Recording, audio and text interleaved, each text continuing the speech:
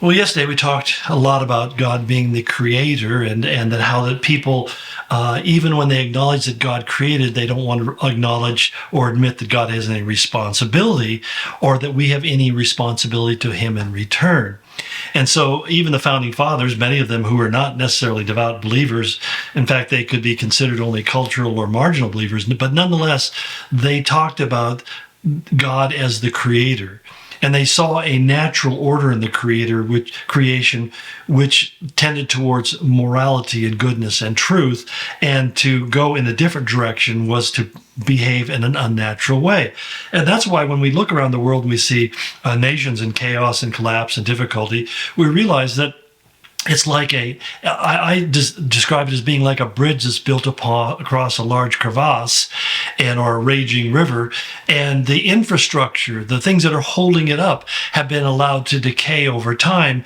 And it's only a matter of time that that bridge is going to collapse.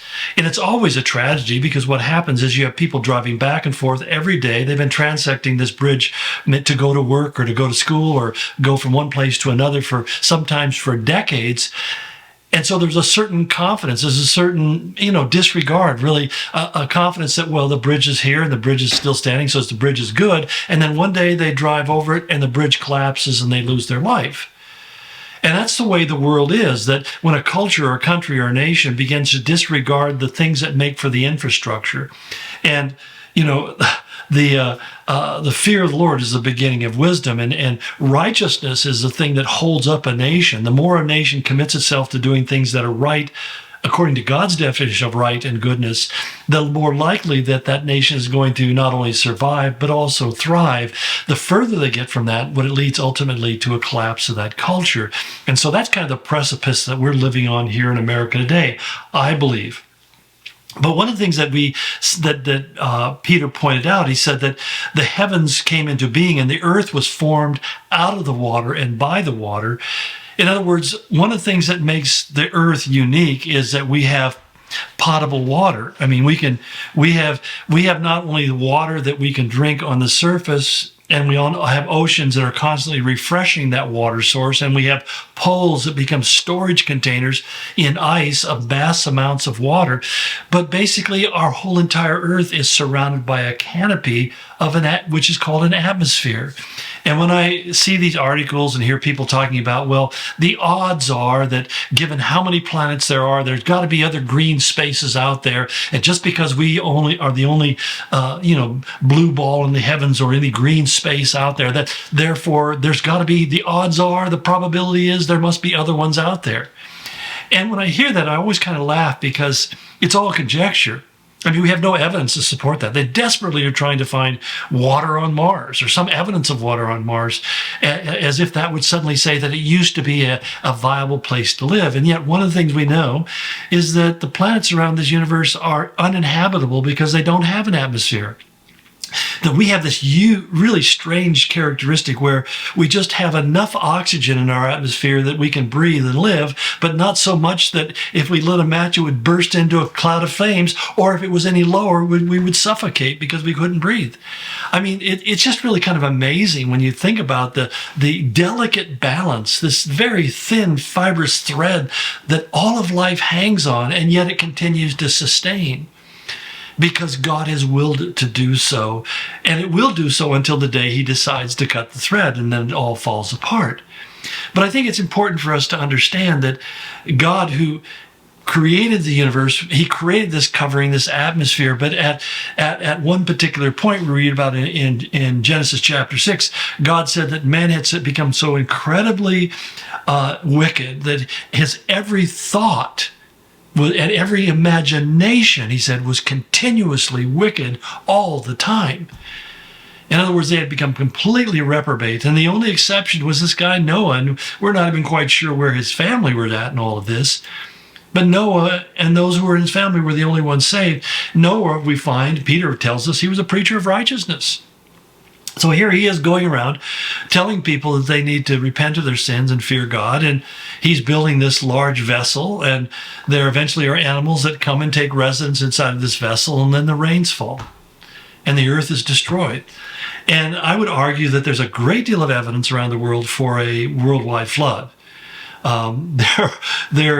It's one of the ideas we say it take millions of years for these sedimentary layers to be built up upon the planet. And yet there's plenty of good geological evidence that those things can happen in a millisecond of time. In fact, the whole, Grand Canyon was almost wiped out at one point because it couldn't contain all the water that was coming downstream. The dams were about to collapse. And so, if they hadn't begun bleeding off the water, the Grand Canyon would look very different because water has a weight and a force behind it. It's the strongest cutting force there is. And so, I used to work for a company down in Southern California. They were called water blasters, and what we used is kind of like your garden variety sprayer that you use to wash off your house or your car or whatever. But these things had a great big diesel engine attached to them, and you could blow paint off of a wall with them. They were so powerful. In fact, that's the kind of stuff we did. I mean, literally, if you didn't set your feet and you pulled the trigger, it would lift you off the ground. And that happened to me one time I was inside a container truck, those aluminum trucks. I had to climb down inside of it to spray the glue that was on the wall that they had transported in it. And man, one time I pulled back the trigger and it threw me up against the ceiling. I came crashing down. I was younger and could retain that injury more easily. But the whole point is that water is this powerful cutting force. And it transformed the surface of the earth and ultimately resulted in the oceans that we see today, the polar caps that we see today. But, I'll let you dig into that yourself. There are some great sites online that you can check that out and give you a lot of details. But these things explain so much more than the other millions and billions of years explanations can even explain. They make a whole lot more sense. But the point is, he says, the God who created the heavens and the earth is the one who created the waters that ultimately destroyed the earth by a flood. And God did a restart of humanity with Noah and his family.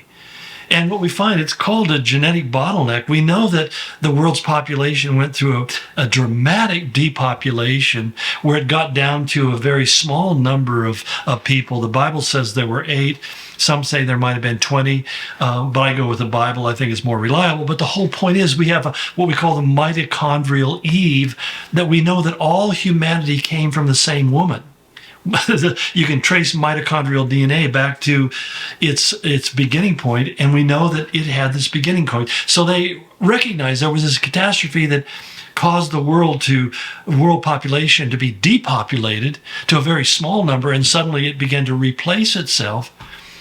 And along with it, the lifespans began to become shortened. And there's a lot of explanations. You go into all these kind of things. I have a whole series that I did on the first chapter of Genesis, which, through several weeks, if you're interested. And I think most of the information I shared is still pretty current and valid. I don't think they've learned a whole lot more than when I made those things. But I'd say that, there are a lot of places, Institute for Creation Research, Answers in Genesis. Those are 2 really great resources that you could go to. And there's even some great Christian websites that deal with biblical creationism and have a lot of facts that they put out on a regular basis, and you might go and check some of those out. But to say that this God who intentionally created the heavens and the earth is also the one, he says, by the same word, the present heavens and earth are reserved for fire. And as I was sharing recently with my church, I said, you understand that what we discovered with the splitting of the atom was that it contained a tremendous amount of fire. And then, of course, Nagasaki and Hiroshima and all the testing that went on after that, really kind of proved that over and over and over again, that there is fire held within the universe. And when that becomes released, everything in its path is basically vaporized. And so he says, our heavens and earth have that reserved right now. God put it there, and God is the one who's keeping it together, but he's keeping it for a particular point in human history. It's kept for the day of judgment and the destruction of the ungodly. And as I said in the beginning of this week, I said, one of the things I think is really so troubling to me is that increasingly the church is going away from talking about this ultimate destination that humanity is going to arrive at, that they're going to have to face not only eternity and the judgment, but also that God is going to destroy the heavens and earth as we know it. And as Revelation 22 tells us, that God has planned a new heaven and a new earth. And that's where we're destined to be. But in the meantime, when we fall into the deception of thinking that our purpose is to live life to its fullest here, be all that you can be, and all that kind of stuff that people put out there, that really they're telling you they're deceiving you into believing that this is all there is, and therefore you must squeeze as much juice out of the turnip as you possibly can get, which, by the way, there isn't much juice in a turnip. And you begin to waste your life in the pursuit of things that have only short-term temporary values. I think about even the physical beauty obsession of our current age, and even the physical fitness dynamics. You know, when I grew up, people were much more fit than they are today because probably our diet was significantly different and we were probably less sedentary. But there were very few people who would spend time in a gym lifting weights and trying to be cut and svelte, especially to do it their entire lives. Because we understood that life was temporary and death was not something that had been sanitized away or evaporated away by basically cremated, but death was something that was part of your life. People died. Your parents died in your home. Your grandparents died in your parents' home. You were familiar with it. You went to funeral. You saw people you put in the grave. You saw all the gravestones. And what we've done is we've pushed that away into the past and the distance, and we've made it into a video game so we blow up the other guys and they disappear like they never were there in the first place. And we become desensitized to it. And we don't realize that we weren't created for time, we were created for eternity. And that's really one of the biggest challenges that you and I face every day, is to realize that we were created for eternity, because you can never become a fully devoted follower of Jesus Christ until you become fully surrendered to the fact, first, of your own mortality, and secondly, God's promise of eternality. And making that transition, beginning to realize that the best part of my life is going to come after this life is over, and my soul is released from the bondage of decay, which is in this body, and enter into the presence of God in heaven. Now, I'm like you. I want to be like Moses. I love the end of Deuteronomy where it says that Moses, being 120 years, his vitality had not been decreased and his eye was not dim. He didn't have cataracts, apparently. I told God, I want to be that guy. I want to go out fully functional. But Lord, in the end, I have to say, not your will, but my will be done. And I pray, God, that you and I, friends, I pray that you would just be convinced in your heart that you are created for eternity, not for time. God bless you and go in his grace. See you next week.